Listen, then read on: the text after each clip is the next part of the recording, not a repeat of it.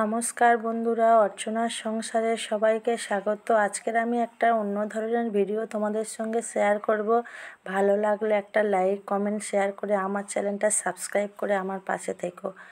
মেয়েদের জীবনটা হচ্ছে ভাতের থালার মতো, যেমনভাবে সুন্দর করে সাজাবে তেমন দেখতেও ভালো লাগবে আর খেতেও ভালো লাগবে।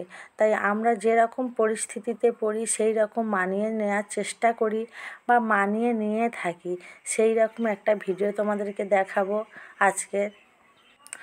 বিয়ের সময় মা বলেছিল, মা যে বাড়িতে যাচ্ছ সেই বাড়িটা হচ্ছে তোমার আসল বাড়ি ও সেই বাড়ির লক্ষ্মী হচ্ছে তুমি। মা ঠাকুরমা এই কথাটা শিখিয়েছিল। বা বিয়ে হয়ে যে বাড়িতে এসেছি, আমার শাশুড়ি, দিদি শাশুড়ি একই কথা বলেছিল।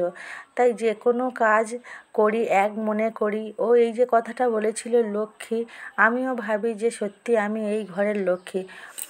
এই কথাটা মাথায় রেখে আমার খুবই ভালো লাগে। আমি জয়েন্ট ফ্যামিলিতে থাকি তো, তাই সব কাজ শিখতেও ভালো লাগে, করতেও ভালো লাগে।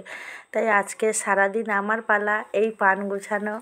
স্বামীও গুছাচ্ছে, লোকও হয়েছে, তাদের সঙ্গে আমিও গুছাচ্ছি যাতে তাদের একটু কষ্ট কম হয়। এখানে আমি এই পান গুছাচ্ছি। পান আমি এখানে গুছিয়ে আমি আজকের এতগুলো পান গুছিয়েছি, জীবনে কোনো দিন এত গুছাইনি।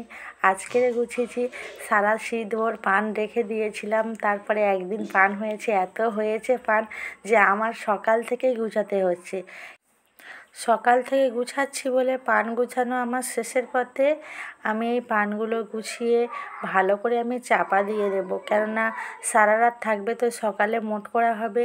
ওই জন্যে ভালো করে ভিজে কাপড় দিয়ে এখানেই আমি চাপা দিয়ে রেখে দিচ্ছি। এবার চাপা দেওয়ার পরে রাতের খাবারটা আমাকেই বানাতে হবে, কেননা সারাদিন আমার যা বিভিন্ন রকম কাজ করছে, ও রান্না বান্না করেছিল। ওই জন্য আমি বললাম, দিদি রাতের খাবারটা আমি বানাই, লোক হয়েছে তারাও খাবে, নিজেদেরও খেতে হবে। প্রথমে আমি টিফিন বানাবো, তারপরে আমি ভাত রান্না করব। এখানে আমি উনান জ্বালিয়ে দিয়েছি। আর এখানে পান গুছানো হচ্ছে, তারা বিভিন্ন রকম গল্প করছে ও হাসাহাসি করছে। আমি তাদের জিজ্ঞাসা করছি যে তোমাদের কি এখন মুড়ি দেবো? তারা বলছে বৌদি একটু পরে খাবো। ওই জন্য আমি ভাবলাম যে আমি এখানে তরকারিটা বসিয়ে দিই। এখানে রান্না করছি।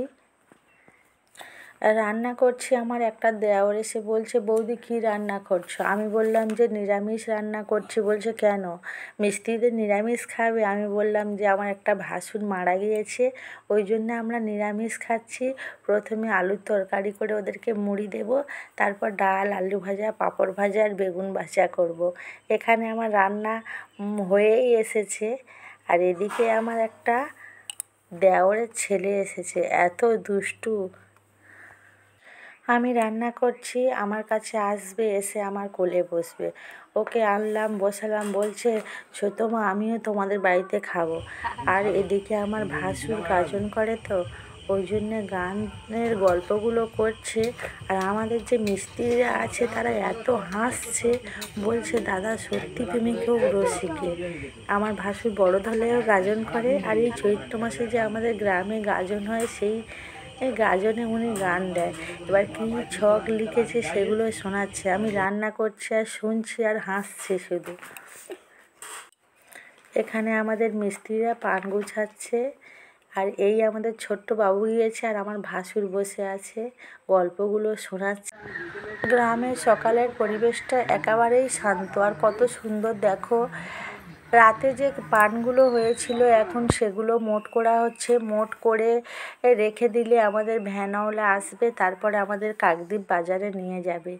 এই মোট করা হয়ে যাওয়াই মানে আমাদের সবই কাজ শেষ, আর আমাদের কোনো কাজ থাকবে না, আর এইসব ঝামেলাও থাকবে না। আমার মতো গৃহিণীদের এইসব ঝামেলা নিয়েই চলতে হয়।